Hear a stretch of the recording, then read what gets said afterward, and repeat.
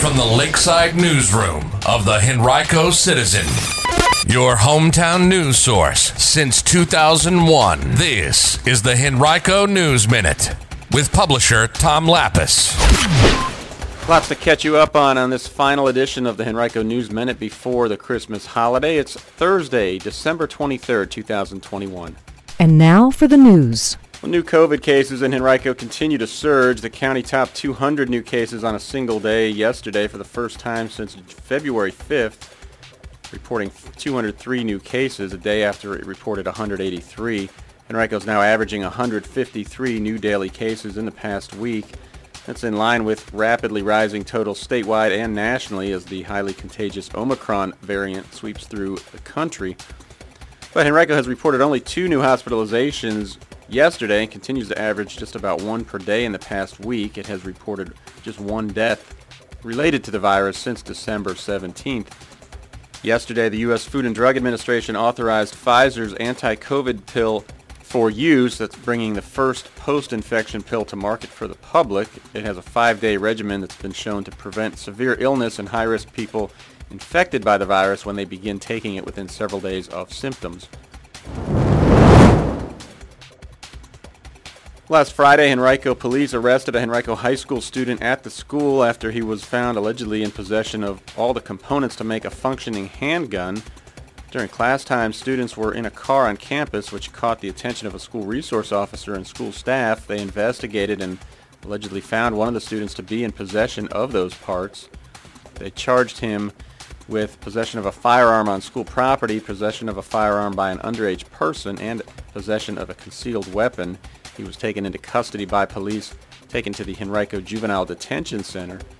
It's part of a trend locally and nationally that has seen more social media threats and promises of school violence.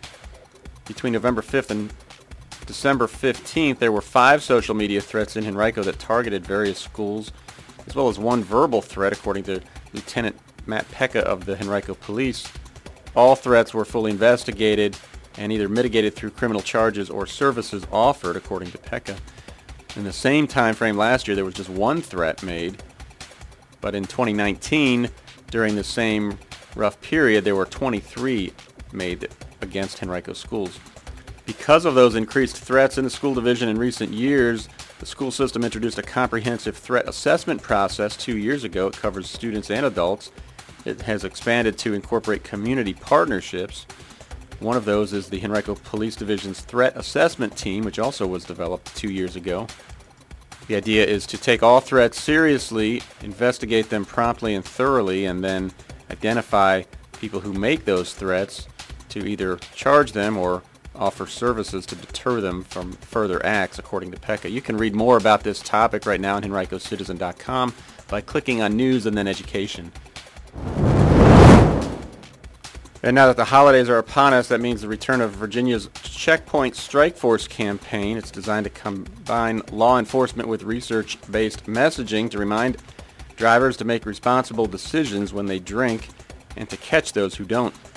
116 Virginia law enforcement agencies are participating in the holiday wave of Checkpoint Strike Force. It began December 15th and will continue through New Year's Day. You'll see increased police presence in high-risk areas as well as sobriety checkpoints statewide.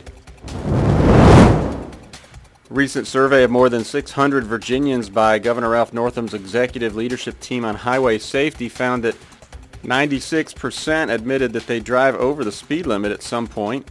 The other 4% must be liars. 43% of respondents said they speed frequently or most of the time. The National Highway Traffic Safety Administration says that speed has been involved in 1/3 of all motor vehicle fatalities for more than 2 decades. In 2019, more than 9,000 people died in speed-related crashes in America. That was about 1/4 of all crash fatalities.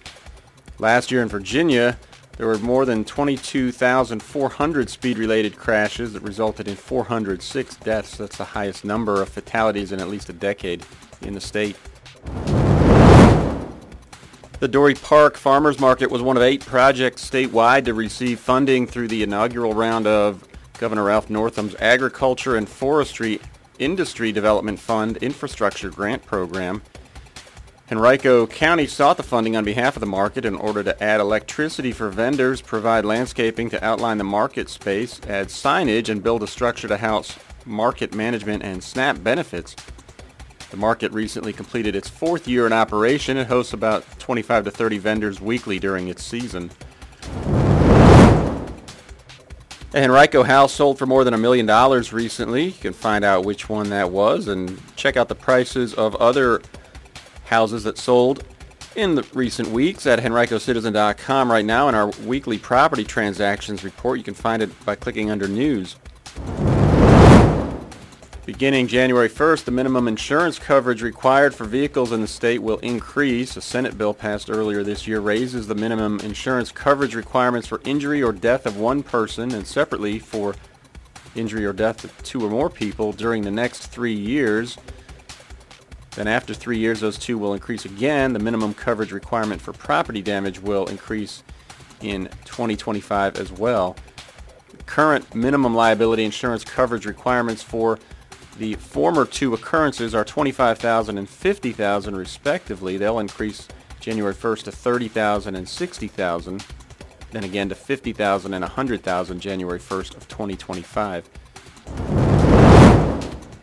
Well, for the 6th year in a row, the Papa John's franchise of Central Virginia, PJ Cheese Incorporated, provided free welcome home pizzas for troops December 20th and 21st at Richmond International Airport.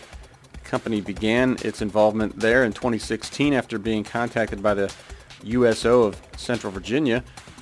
The troops coming home are stationed at Fort Lee. Late December is typically the busiest time of year for their return.